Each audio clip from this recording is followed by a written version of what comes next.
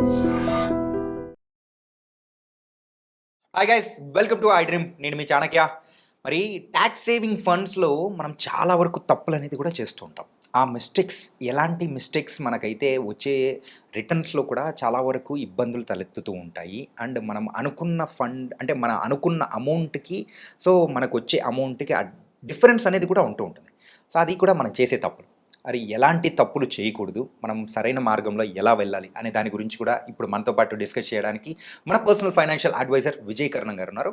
మరి ఆయన్నే అడిగి తెలుసుకుందాం మనం ఎలాంటి తప్పులు చేయకూడదు ట్యాక్స్ ఫండ్స్లో. Hi sir. హలో అండి. సార్, ఆల్రెడీ నేను ఇప్పుడే చెప్పాను కదా.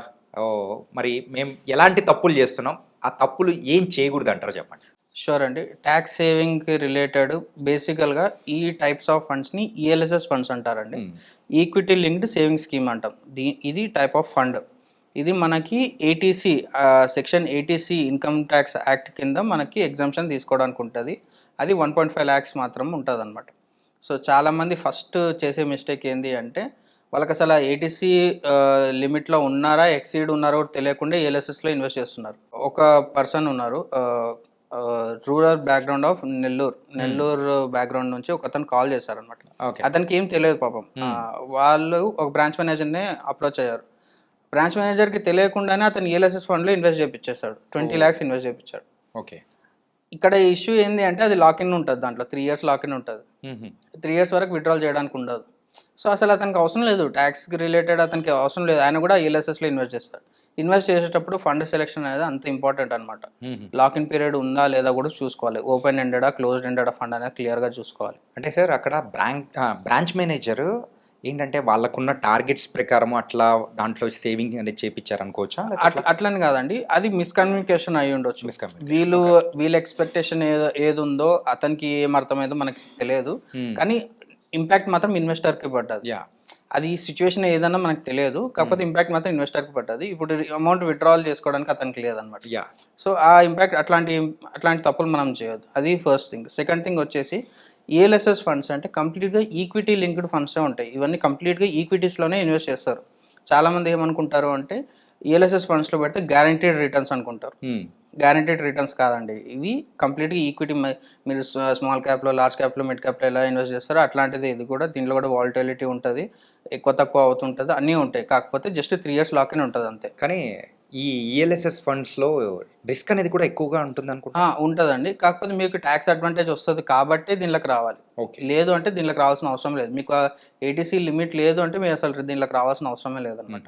అందుకే మేము ఫస్ట్ క్లియర్గా అడుగుతాం వాళ్ళకి. హెచ్ఆర్ఏ కానీ, హౌస్ లోన్ కానీ, లేకపోతే స్కూల్ ఫీజుకి, స్టూడెంట్స్ కిడ్స్ స్కూల్ ఫీజు, ఈ నెంబర్ ఆఫ్ ఏటీసీలో చాలా రకాలు ఉన్నాయి, చాలా ఎగ్జామ్షన్స్ ఉన్నాయి. దాంట్లో ఎక్కడ 1.5 lakhs ఎగ్జిట్ అయిపోయినా సరే ఈఎల్ఎస్ఎస్ వాళ్ళకి అవసరం లేదనమాట. అది తెలియకుండా చాలా మంది ఇన్వెస్ట్ చేస్తుంటారు. అది నెక్స్ట్ వచ్చేసి డైవర్సిఫికేషన్. చాలామంది ఈఎల్ఎస్ఎస్లో ఉంటే అది కూడా ఒక డైవర్సిఫైడ్ అవుతుంది అనేసి యూజ్ చేస్తుంటారు. అట్లా కాదండి, ఈఎల్ఎస్ఎస్లో ఉన్నవి సేమ్ లాంగ్ టర్మ్లో ఫండ్స్లో కూడా ఉంటాయి. అంటే ఇప్పుడు లార్జ్ క్యాప్ ఫండ్స్లో ఏవైతే కంపెనీస్లో ఇన్వెస్ట్ చేస్తారో ఈఎల్ఎస్ఎస్ కూడా అట్లాంటి కంపెనీస్లో ఇన్వెస్ట్ చేసే ఛాన్సెస్ చాలా మటుకు ఉంటాయి. ఇప్పుడు ఏదైనా ఒక అసెట్ మేనేజ్మెంట్ కంపెనీ, ఏదైనా ఒక మ్యూచువల్ ఫండ్ కంపెనీలో ఈఎల్ఎస్ఎస్ ఫండ్లో ఉన్న list of companies large and mid cap companies, large and mid క్యాప్లో ఫండ్లో ఉన్న కంపెనీస్ మోస్ట్లీ సేమ్ ఉంటాయి. 60 to 80% సేమ్ ఉంటాయి. సో మీకు లాకిన్ అవసరం లేదు అనుకుంటే లార్జ్ అండ్ మిడ్ క్యాప్లో ఇన్వెస్ట్ చేసుకోవచ్చు. ఓకే. సో అట్లా అనమాట. అసలు మీకు రిక్వైర్మెంట్ ఉందా లేదా ఫస్ట్ మీరు క్లారిటీగా తెలుసుకోవాలి. ఓకే. అండ్ నెక్స్ట్ దీంట్లో 2 రకాలు ఉంటాయి, అంటే గ్రోత్ అండ్ డివిడెండ్ అంటే 2 ఆప్షన్స్ ఉంటాయి. డివిడెండ్స్ని మోస్ట్లీ నేను ప్రిఫర్ చేయను, నా క్లయింట్స్కి ప్రిఫర్ చేయను. నన్ను అడ్వైస్ అడిగిన వాళ్ళు ఎవరినైనా నేను డివిడెండ్స్ ప్రిఫర్ చేయను. ఎందుకు ప్రిఫర్ చేయను అంటే ఎప్పుడైతే మీరు డివిడెండ్స్ని మీరు స్టార్ట్ చేసుకుంటారో మీరు కాంపౌండింగ్ని ఆపేస్తున్నట్లు. ఓకే. మీరు డివిడెండ్స్ తీసుకోకుండా వదిలిపెట్టారనుకోండి, మీరు ఏదైతే అమౌంట్ తీసుకుంటున్నారో అది ఫండ్లోనే ఉండి కాంపౌండింగ్ తొందరగా అవుతుంది అనమాట. సో అందుకే అందరినీ గ్రోత్ తీసుకోమనే చెప్తాను అనమాట. మెయిన్గా మ్యూచువల్ ఫండ్స్లో మనకు ఎక్కువగా ఇంట్రెస్ట్ చూపించేది ఆ కాంపౌండింగ్ని చూసి మంది వస్తూ ఉంటారు, ఇన్వెస్ట్ చేస్తూ ఉంటారు. అక్కడ కాంపౌండింగ్ అనేది మనకు రావట్లేదు అంటే there is no matter to invest. చాలా మంది ఏం చేస్తారంటే టెంపరీ బెనిఫిట్స్ కోసము డివిడెండ్స్ తీసుకుంటారు అనమాట. ఓకే.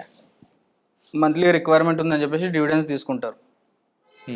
కానీ మంత్లీ రిక్వైర్మెంట్స్ ఉన్నప్పుడు మీరు హెచ్డబ్ల్యూపీ తీసుకోవచ్చు. ఓకే.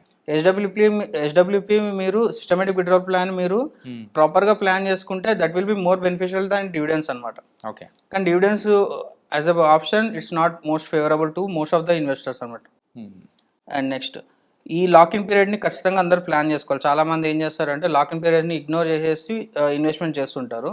నేను 2 years తర్వాత విత్డ్రాల్ చేసుకుంటాను, లేకపోతే 1 year తర్వాత విత్డ్రాల్ చేసుకుంటాను అని వాళ్ళ ఫైనాన్షియల్ ప్లానింగ్ అట్లా ప్లాన్ చేసుకుంటారు. కానీ డెఫినెట్గా మీరు ఇన్వెస్ట్ చేసిన రోజు నుంచి నెక్స్ట్ 3 years వరకు అది లాకిన్ అయ్యే ఉంటుంది. అది ఎవరు ఇగ్నోర్ చేయొద్దు. యూజువల్గా మీరు చెప్పిన ఈఎల్ఎస్ఎస్ ఫండ్స్లో కంపల్సరీగా 3 years అనేది లాకిన్ ఉంటుంది అని చెప్పేసి అని అన్నారు. అవును. దాన్ని మనము ఒకవేళ తెలియక ఎవరైనా కానీ ఇన్వెస్ట్ చేసింటే ఆ లాకిన్ పీరియడ్ని తగ్గించుకునే అవకాశం ఏమన్నా అట్లా ఉండదండి. అట్లా ఏమి ఉండదు. లాకిన్ అంటే లాకిన్ అంతే. ఇంకా మళ్ళీ దాన్ని డిస్టర్బ్ చేయడానికి ఏమి ఉండదు. And next thing, most important thing ఏంటి అంటే అందరూ ఈఎల్ఎస్ఎస్ ఫండ్స్ అంటే లంసమ్ ఇన్వెస్ట్మెంట్ చేస్తారు. 1.5 lakhs 1.5 lakhs at a time invest చేస్తారు. ఎప్పుడు ఫిబ్రవరిలో, మార్చ్లో లేకపోతే జనవరిలో ఇన్వెస్ట్ చేస్తారు. That's the one of the biggest mistake అని నేను అనుకుంటాను. నా అడ్వైజర్. ఎందుకు అంటే మీరు లంసమ్గా ఇన్వెస్ట్ చేస్తున్నారు. సేమ్ కాన్సెప్ట్, మనం ఎస్ఐపీస్ చేస్తే బెటరా లంసమ్స్ చేస్తే బెటరా అనుకుంటే 1.5 lakhs మీరు ఎస్ఐపి త్రూ కంప్లీట్ ఫినాన్షియల్ ఇయర్లో చేయండి. 12,500 కానీ 12,000 కానీ 10,000 కానీ ఎంత లిమిట్ మీకు ఉందో 10,000 అనుకుంటే ఎవ్రీ మంత్ 10,000 మీరు ఎస్ఐపి చేసుకుంటే వెళ్ళాను. కానీ లాస్ట్ మినిట్లో 1.5 lakhs లంసమ్ ఇన్వెస్ట్ చేయకండి. ఎందుకంటే 1.5 lakhs మీరు లాస్ట్ ఎప్పుడైతే ఇన్వెస్ట్ చేస్తారో ఆ రోజు ఎన్ఏవి మీకు అలొకేట్ అవుతుంది. మీలాగానే అందరూ లాస్ట్ మినిట్లో ఇన్వెస్ట్ చేస్తుంటారు కదా, అప్పుడు వాటికి డిమాండ్ ఎక్కువ ఉంటుంది కదా. డిమాండ్ ఎక్కువ ఉన్నప్పుడు దాని ఎన్ఏవి దాని మీద ఇంపాక్ట్ పడుతుంది కదా. సో రిటర్న్స్ చాలా తక్కువ వచ్చే ఛాన్సెస్ ఉంటాయి. సో మీరు ఎస్ఐపీస్ చేసుకుంటూ వెళ్ళారు అంటే most of the times you will get more benefit compare to lump sums in ELSS funds.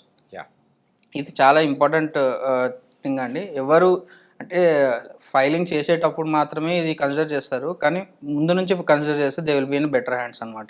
యూజువల్గా ఈ ఎల్ఎస్ఎస్ ఫండ్స్లో ఎక్కువగా ట్యాక్సేషన్స్ విషయంలో కొంచెము వాళ్ళకు కొంచెం అంటే ఫ్రీ ఉంటుంది అని చెప్పేసి ఉద్దేశంతో ఇక్కడ ఇన్వెస్ట్ చేయడానికి వస్తూ ఉంటారు. అది కూడా లాస్ట్ ఎప్పుడైతే ట్యాక్సేషన్ మనం చేయడము మార్చ్ దగ్గర పడుతుందో ఆ టైంలో చేసేటప్పుడు మెయిన్గా ఈ తప్పు అనేది చేస్తూ ఉంటాం. అవును, అదొకటండి. ఇంకోటి, దీంట్లో రిటర్న్స్ని కూడా అబ్నార్మల్గా ఎస్టిమేట్ చేస్తున్నారు చాలామంది. అంటే మా ఓన్ ఫ్యామిలీ ఎగ్జాంపుల్ చెప్తాను. మా ఫాదర్ ఇన్వెస్ట్ చేస్తాడు. ఇన్వెస్ట్ చేసిన తర్వాత ఈరోజు నిన్న మెసేజ్ వచ్చింది అతనికి, సో అండ్ సో ఫండ్లో ఇంత ఇన్వెస్ట్ చేస్తారు, నెట్ టు నెట్ చూసుకుంటే 12% రిటర్న్స్ ఉన్నాయి దాంట్లో. లాస్ట్ ఇయర్కి 12% రిటర్న్స్ ఉన్నాయి. సో మా ఫాదర్ అంటే ర్యాండమ్గా అడిగింది, జస్ట్ 12% ఏంది అనేసి అడుగుతున్నారు.